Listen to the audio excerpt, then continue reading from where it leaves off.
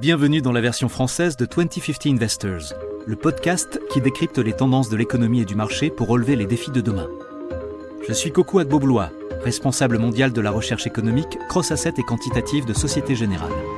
Dans chaque épisode de 2050 Investors, je mène l'enquête sur une grande tendance qui impacte l'économie, la planète, les marchés et vous. Combien font 254 345 multiplié par 3245? 254 345 multiplié par 3245 égale 825 349 525. Quand Napoléon a-t-il envahi la Russie? Napoléon et son armée de 600 000 hommes ont envahi la Russie le 24 juin 1812. Vous avez peut-être remarqué que Siri a développé une certaine autonomie. Avant de lui parler, plus besoin de dire « Dis Siri ». Impressionnant. Mais comment dois-je le prendre au fait? Est-ce que mon métier va devenir inutile? Siri, tu vas me remplacer? C'est fort probable, Coco, mais tu as encore un peu de temps. 5 ans, 2 mois et 16 jours, pour être précise. Waouh, il est temps que je commence à développer de nouvelles compétences. Mais attendez une seconde. Le fait de comparer nos capacités à nous les humains à celles des machines, ça me rappelle la fameuse citation de Charles Darwin. Les espèces qui survivent ne sont pas les espèces les plus fortes ni les plus intelligentes, mais celles qui s'adaptent le mieux au changement. Et c'est justement un aspect du darwinisme qui est souvent mal compris. Prenez les dinosaures. Ils étaient incroyablement intelligents et bien sûr très très forts. Et pourtant, quand il y a 65 millions d'années, une petite météorite de 10 km de diamètre a frappé la Terre, ils n'ont pas su s'adapter aux changements provoqués dans l'environnement. Et on parle d'espèces qui ont vécu sur Terre pendant environ 165 millions d'années.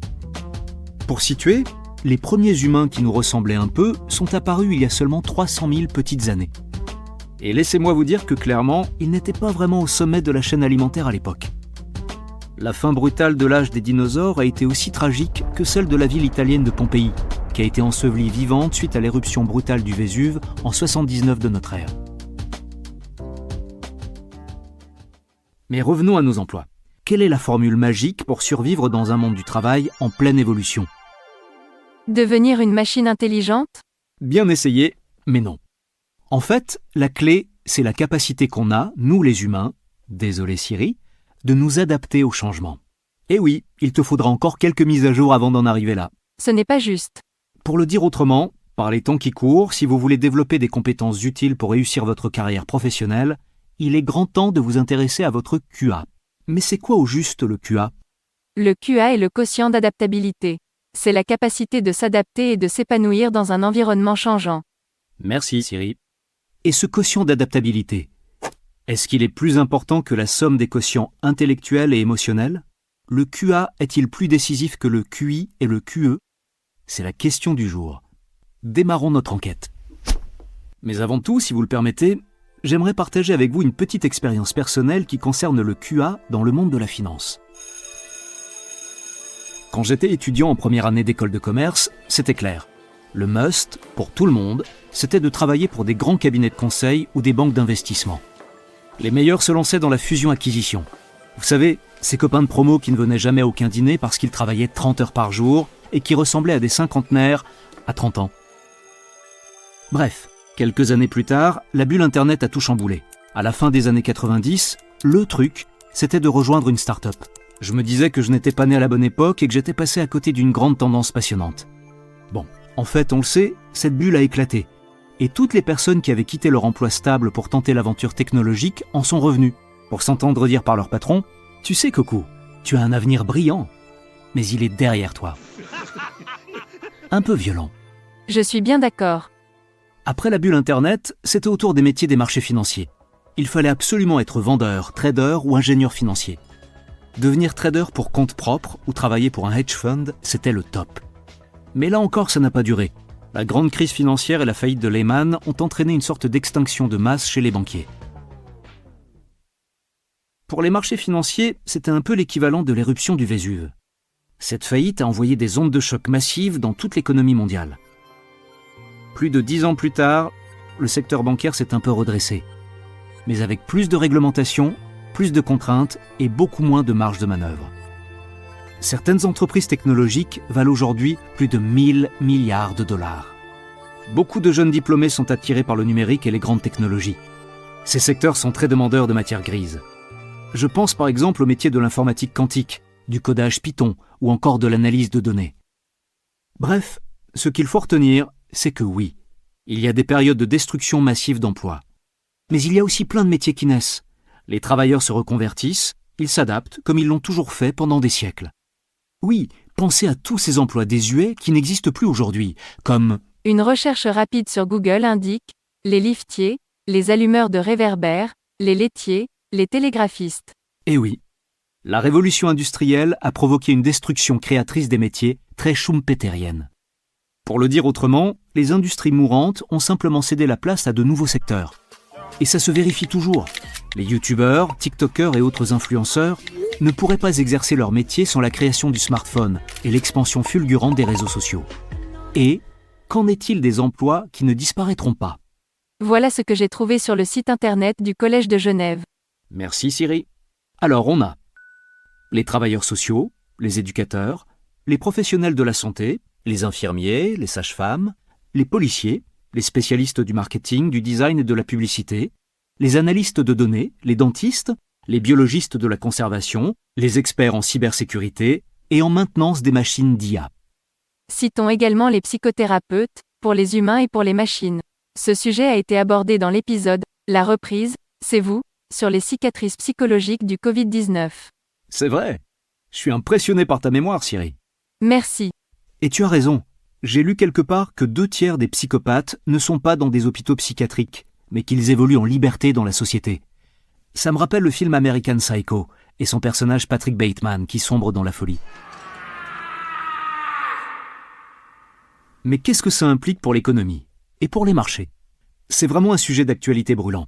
Aujourd'hui, la chaîne d'approvisionnement mondiale est complètement perturbée. En cause, la réouverture des économies après la crise du Covid-19. Et aussi les milliers de milliards d'épargne excédentaires accumulés pendant les mois de confinement, qui ne demandaient qu'à être dépensés après le retour à une vie un peu plus normale.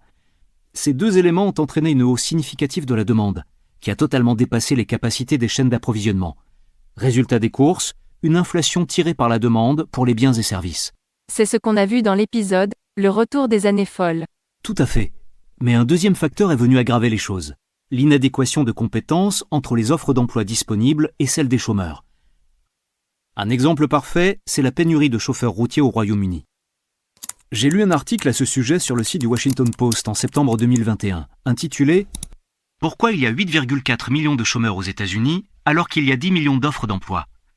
La réponse avancée est justement ce décalage croissant entre les emplois disponibles et ce à quoi les travailleurs aspirent. Pour être précis, le nombre de chômeurs a un peu baissé, de 710 000. En octobre 2021, il y a 7,7 millions de chômeurs aux États-Unis. Oui, c'est vrai. Merci. Mais quelle est la raison de ce décalage ? En fait, il se trouve que les emplois disponibles, qui ne peuvent pas être automatisés, comme la garde d'enfants, les soins aux personnes âgées, l'éducation ou les métiers de l'hôtellerie, connaissent tous des revalorisations salariales traditionnellement basses. Ils ne sont donc plus attractifs pour les demandeurs d'emploi dans un contexte où le coût de la vie augmente.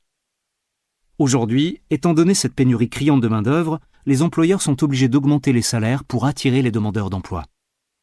En résumé, oui, il faut s'adapter au changement. Mais il faut aussi que l'économie soit capable de proposer des emplois à des salaires décents.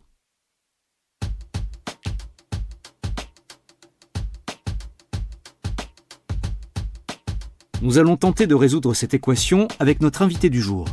Et qui de mieux qu'un lauréat du prix Nobel d'économie pour parler de l'avenir de l'emploi ? Sir Christopher Pissarides est un économiste chypriote et britannique. Il est professeur d'économie et de sciences politiques, professeur d'économie à la London School of Economics et professeur d'études européennes à l'Université de Chypre. Ses recherches portent sur des sujets de macroéconomie et en particulier sur le travail, la croissance économique et la politique économique.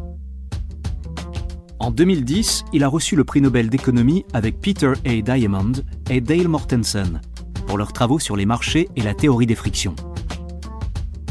L'un de ses articles les plus connus, coécrit avec Dale Mortensen, s'intitule « Création et destruction d'emplois dans la théorie du chômage ». Il a été publié dans la revue académique Review of Economic Studies en 1994. Le modèle développé par Mortenson et Pissarides dans cet article a eu une influence majeure sur la macroéconomie moderne. En 2013, il a été fait chevalier par la reine d'Angleterre à l'occasion de son anniversaire, en reconnaissance de ses services rendus à l'économie.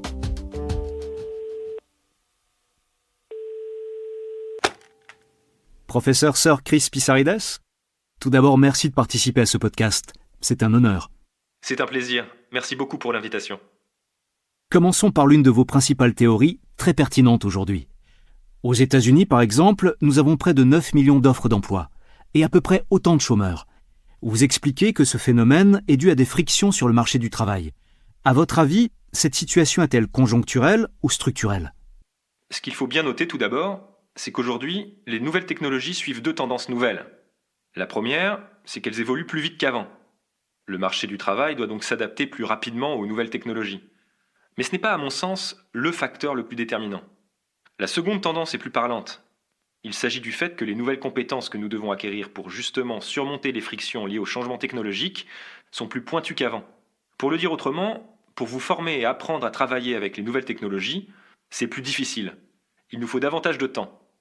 C'est pour ça qu'on observe un taux de chômage si élevé, alors même que les offres d'emploi sont légion. Vous m'avez demandé si ces frictions étaient un phénomène conjoncturel ou structurel. En fait, elles sont toujours là, parce que la technologie change tout le temps et que nous devons toujours nous adapter à de nouveaux contextes. L'idée, c'est qu'on ne peut pas trouver un nouvel équilibre instantanément. Il y a toujours un temps d'ajustement, qui est assez long parce que cet ajustement a un coût. Il y aura toujours sur le marché du travail des offres d'emploi et du chômage. Les frictions sont forcément un phénomène structurel. Mais ceci dit, je pense que la situation actuelle va s'améliorer. On va apprendre de nouvelles façons de composer avec les nouvelles technologies, de nouvelles astuces, de nouvelles compétences. On apprend toujours. Oui, et c'est un point important.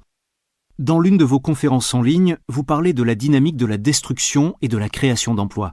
Vous observez que dans les économies développées, le taux d'emploi est resté à peu près constant au fil des ans, à plus ou moins 70% de la population totale. Mais dans un monde où les emplois seront de plus en plus automatisés, pensez-vous que le rythme de la création d'emplois pourra suivre celui de la destruction d'emplois ? Là, on est obligé de parler de la pandémie de Covid-19.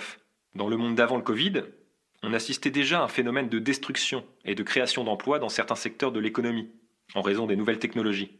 Pas parce que la connaissance de ces technologies n'allait pas assez vite, mais parce que les entreprises prenaient leur temps. Elles introduisaient progressivement des nouvelles technologies, ce qui limitait les destructions d'emplois. Et avec le Covid, tout ça a changé. La nouvelle priorité des entreprises, c'était d'éviter les contacts physiques sur le lieu de travail. Et ça les a poussés à accélérer l'adoption de nouvelles technologies. Dans le même temps, les secteurs qui créaient la plupart des emplois qui attiraient des travailleurs déplacés n'ont plus été en mesure de le faire, parce que c'était des secteurs où le contact humain est indispensable. Des secteurs sociaux, si on veut. C'était l'hôtellerie, c'était le commerce de détail, les emplois de première ligne. Et aussi les soins de toutes sortes. Les soins de santé, bien sûr, mais aussi la garde d'enfants, les soins aux personnes âgées. Et ces secteurs sont précisément ceux qui ont été touchés le plus durement par le Covid. Aujourd'hui, ils ont du mal à créer des emplois. C'est pour ça qu'entre l'évolution technologique et la pandémie, on retrouve une situation plutôt inquiétante sur les marchés du travail. En tout cas, personnellement, j'ai bien peur que les destructions d'emplois ne se poursuivent à un rythme rapide. Et le problème, c'est que, comme vous l'avez dit, les créations d'emplois pourraient ne pas être en mesure de suivre ce rythme, et donc de maintenir le taux d'emploi à 70%. Mais comme je le disais au début, ça va changer. On devrait retrouver un certain équilibre sur ce point, à moins que nous n'ayons envie de davantage de temps libre. Et ça peut arriver, comme on le voit en ce moment dans les pays européens et aux États-Unis. D'autant que certains nouveaux emplois ne sont pas toujours suffisamment bien rémunérés, ce qui nous amène à parler du problème fondamental qu'est l'aggravation des inégalités. Selon vous, est-ce que l'introduction d'un salaire minimum plus élevé pourrait être une solution ? Est-ce que les gouvernements devraient adopter une politique de ce type pour que le système fonctionne pour tout le monde ? Oui, pour tout vous dire, les inégalités, c'est ma plus grande crainte à long terme. Parce que, comme je le disais, cette disparité entre les destructions et les créations d'emplois sera bien présente à court terme, mais ça devrait s'équilibrer, peut-être dans 5 ans. Mais je ne vois pas bien comment les inégalités pourraient s'autoréguler. Et les inégalités extrêmes engendrent toujours un risque de troubles sociaux, parce qu'elles n'affectent pas que les revenus, mais aussi le niveau de vie, la santé. Vous avez parlé de salaire minimum. Je pense qu'un bon salaire minimum, c'est bien, mais qu'il ne doit pas concerner que les salaires les plus bas. Parce que c'est dans cette catégorie que le marché du travail n'est pas concurrentiel.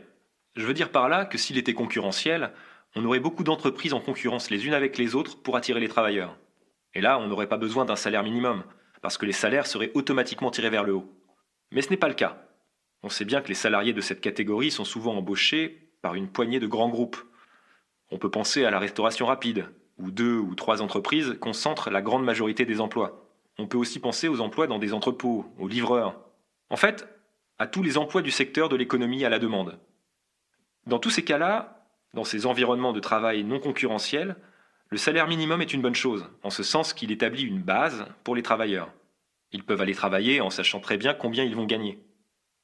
Si un employeur veut baisser leur salaire, il ne pourra pas le faire, même si c'est un géant du secteur, plus puissant que tout organisme de défense des salariés.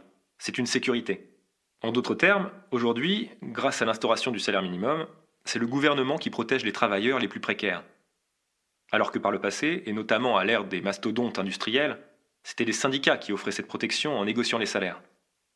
Quels conseils donneriez-vous à nos enfants ?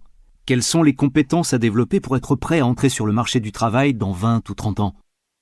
Quelles aptitudes seront les plus valorisées par la société ? Est-ce que ça sera l'intelligence émotionnelle, le QI ou la capacité d'adaptation ? Qu'en pensez-vous ? En tant que professeur d'université, on me pose souvent cette question. Et figurez-vous que la réponse que je donne aujourd'hui est très différente de celle que je donnais il y a encore quelques années. Ma réponse aujourd'hui, c'est « diversifiez-vous ». C'est comme si vous alliez chez un glacier qui vend 20 parfums de glace différents. Moi, je dis qu'il faut tous les goûter avant de faire votre choix. Alors qu'avant, je vous aurais dit de choisir entre chocolat et vanille. C'est tout. Il ne faut pas vous spécialiser trop tôt. Le QE est important parce que les emplois du futur impliqueront un certain contact social. On a tendance à parler de soft skills. Mais je trouve que ce terme n'est pas adapté. Je pense qu'on va l'abandonner tôt ou tard. Personnellement, je préfère parler de compétences sociales. Et il ne faut surtout pas mépriser ces compétences. Et bien sûr, la technologie va progresser. Et on va aussi avoir besoin de techniciens hautement qualifiés. Mais c'est quelque chose qui peut être appris sur le tas, après avoir développé toute une palette de compétences et d'aptitudes différentes. Sinon, il est évident que les mathématiques sont absolument essentielles pour tout le monde, au même titre que les compétences sociales et linguistiques par exemple. Mais je ne dirais pas que tout le monde doit comprendre à fond les nouvelles technologies, non. Les emplois de l'avenir seront dans le secteur de la santé et des soins. Apprenez surtout à interagir avec les autres personnes. Prenez le secteur de l'hôtellerie. En tant qu'être humain, on n'aime pas être pris en charge par des machines, même si elles étaient capables de le faire. D'ailleurs, aujourd'hui, elles en sont parfaitement incapables. Si on prend un exemple simple, quand vous allez au restaurant, vous voulez échanger avec quelqu'un qui s'y connaît un peu en nourriture, en vin, à qui vous pouvez demander des conseils sur les accords mets-vins. Vous ne voulez pas d'une voix robotique qui vous demande « rouge ou blanc, monsieur ?» Tout ça, ce sont des compétences qui doivent être acquises. Vous allez me dire que tout ça est très bien, mais que je vous parle d'emplois qui ne payent pas bien. C'est vrai. Et c'est là qu'on en revient à notre problème des inégalités. C'est pour ça que les inégalités, c'est mon combat. Parce que ces emplois, en fait, ils devraient être bien rémunérés. On est clairement dans ce qu'on pourrait appeler un darwinisme professionnel. Avec le temps, les emplois qui mobilisent des compétences plus généralistes finiront par attirer plus de talents et pourraient être mieux rémunérés que les autres. En fait, ce que vous décrivez, c'est un changement dans la hiérarchie traditionnelle des emplois. Peut-être que la société valorisera davantage un certain type de métiers qui sont dévalorisés aujourd'hui. Et ça pourrait changer fondamentalement ce qu'on apprend à l'école. Exactement. Et d'ailleurs, on peut déjà l'observer dans certains secteurs de l'économie. Prenez la restauration en Grande-Bretagne, par exemple. Si on remonte aux années 80 et 90, les chefs étaient derrière les fourneaux. Et c'était un métier très mal payé. Ils travaillaient la nuit, les week-ends, dans des cuisines chaudes et moites. On peut le dire, c'était un métier très ingrat. Mais aujourd'hui, ce sont des stars. En tout cas pour les plus connus d'entre eux. Il suffit d'allumer la télévision pour tomber sur des programmes très populaires où vous voyez des chefs faire toutes sortes de choses géniales. J'ai vu récemment l'un des chefs les plus célèbres du Royaume-Uni faire le tour des îles grecques. Il cherchait des aliments intéressants à cuisiner et à manger, et tout ça avec des caméras de télévision qui le suivaient partout. Donc les choses changent, mais c'est un processus lent, et il faudrait aussi l'étendre à d'autres secteurs, comme les soins. Pensez-y, le fait de recevoir des bons soins est une expérience formidable.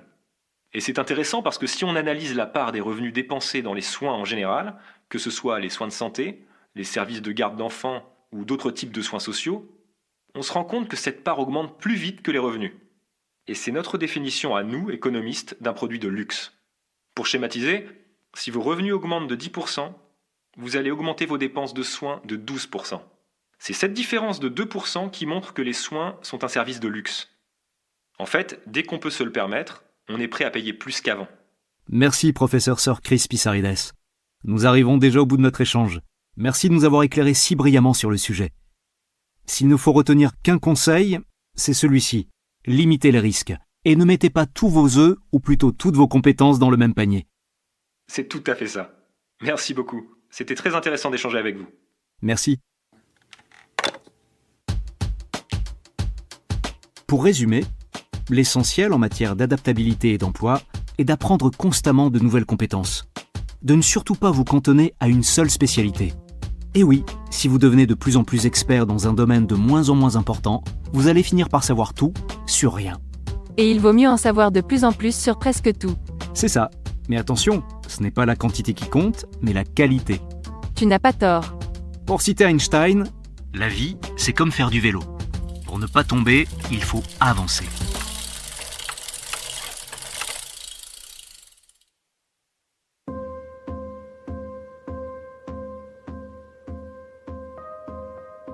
Merci d'avoir suivi cet épisode de 2050 Investors et merci à Sir Chris Pissarides d'avoir partagé son point de vue expert sur le sujet. J'espère que cet épisode vous a donné quelques clés pour mieux comprendre les enjeux liés à l'avenir de votre emploi. 2050 Investors est disponible sur toutes les plateformes de podcast et de streaming. Si cet épisode vous a plu, mettez-nous plein d'étoiles sur Apple Podcast, laissez des commentaires où vous voulez, abonnez-vous et surtout, parlez-en autour de vous. Rendez-vous au prochain épisode.